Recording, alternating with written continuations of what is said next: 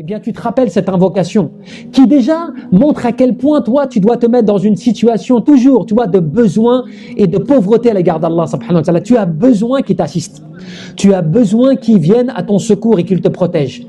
Comme dans cette invocation, lorsque tu dis, dans une autre invocation que le prophète sallallahu alayhi wa sallam nous a enseignée, où il dit « Oh Allah, par ta miséricorde, je t'implore, afin que tu puisses ne pas me délaisser, ne serait-ce d'un clin d'œil, c'est-à-dire que ne serait-ce qu'une fraction de seconde, et que tu améliores toutes mes affaires au complet. Certes, il n'y a de divinité en dehors de toi qui ne mérite l'adoration. » Cette invocation, elle est tellement importante que tu es en train d'implorer Allah Azza wa Jal qu'il te protège, parce que tu pourrais être dans l'angoisse, dans la tristesse, dans la dépression, tu vois, dans quelque chose comme cela de mauvais. Et donc tu as besoin, toi, dans cette situation, de te mettre dans un état de pauvreté, de besoin vis-à-vis d'Allah Azza wa Jal. Tu as besoin de montrer à quel point, eh bien, tu dépends d'Allah et que tu as besoin d'Allah Azza wa Jal.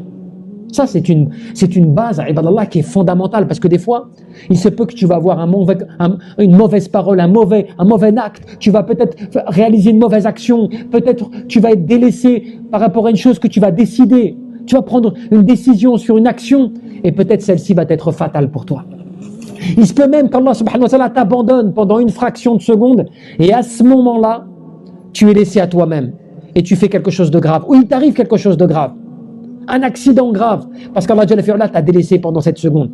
Il n'est pas venu à ton secours, il ne t'a pas secouru, et il ne t'a pas assisté.